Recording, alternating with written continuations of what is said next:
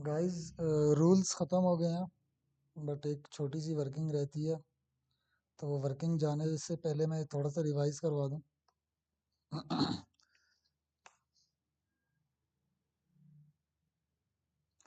बस दुआ करना कि ये क्वेश्चन आए।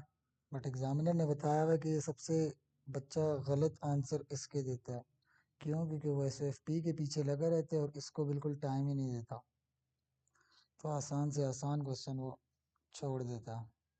लाइक कि स्कोर अच्छा कर सकता था बट वो नहीं कर पाता। क्यों? क्योंकि प्रैक्टिस नहीं की हुई होती। तो सबसे पहले क्या था?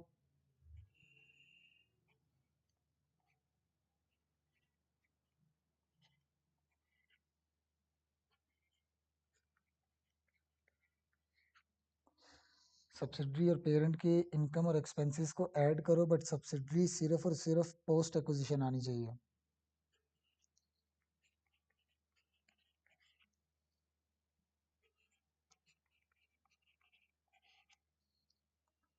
ये बाकी भी करने हैं, चलो मैं कर देता हूँ जल्दी से।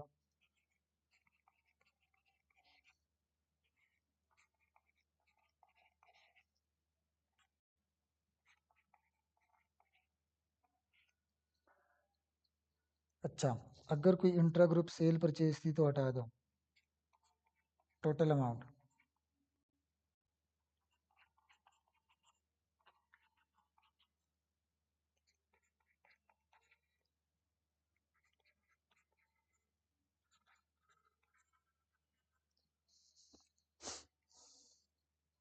अगर कोई इंट्रा ग्रुप फाइनेंस इनकम और फाइनेंस कॉस्ट थी तो वो भी हटा दो।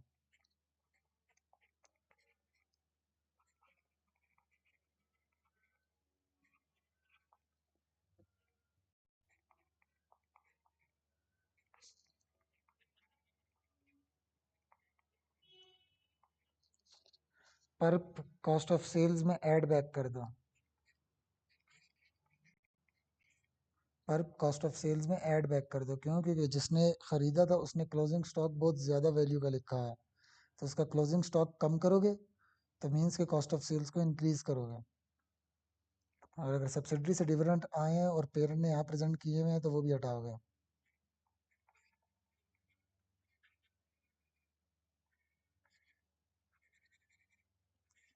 क्यों हटाते हैं? सब्सिडरी से जो हमें डिविडेंड मिले थे इंडिविजुअल में तो हम एज अ इनकम शो करते हैं, बट यहाँ पे हटाते हैं। क्यों? क्योंकि हमने उसका सारे का सारा प्रॉफिट ही कंसोलिडेट कर लिया।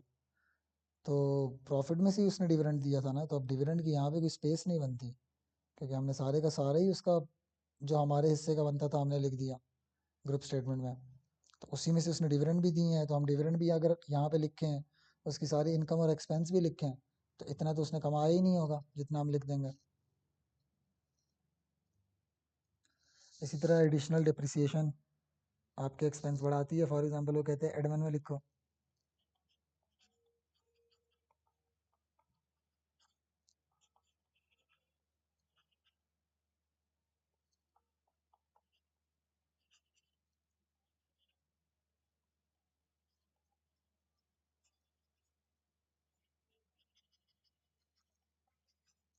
इंटरनली जनरेटेड इंटेंजिबल या फेयर वैल्यू सिंपल अपलिफ्ट करना, इन दोनों में डिप्रिसिएशन भी इंक्रीज हो जाती है। तो एक्सपेंस में ऐड करोगे, सही है, किसी एक्सपेंस में ऐड करोगे। एडमिन में करवाएगा डिप्रिसिएशन या वो अक्सर कॉस्ट ऑफ सेल्स में करवाएगा। इसी तरह इम्पेयरमेंट अगर हुई है तो इम्पेयरमेंट यहाँ पे लेके आओगे।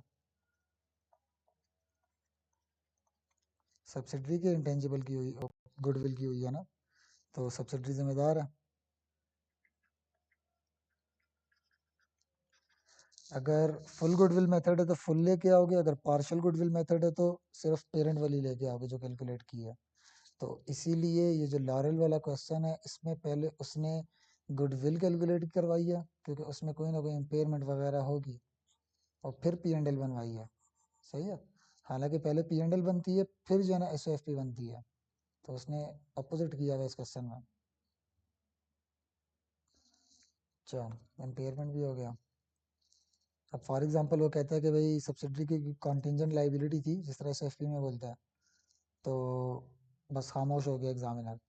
तो जब उसने बोला कि उसकी कोई कंटिंजेंट लाइबिलिटी भी थी, तो आपने लाइबिलिटी उसको समझना है, प्रोविजन समझना है, तो उसका एक्सपेंस भी लेके आओगे।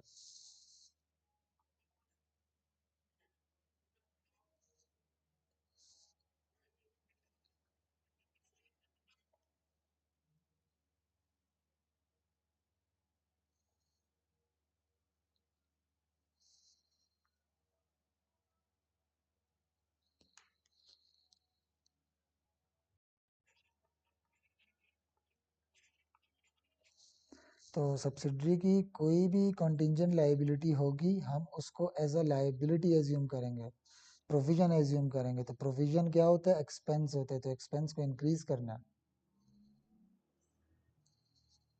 सही है। पर्क भी हो गया, इंट्रा ग्रुप भी हो गया, और एडजस्टमेंट्स भी होगी।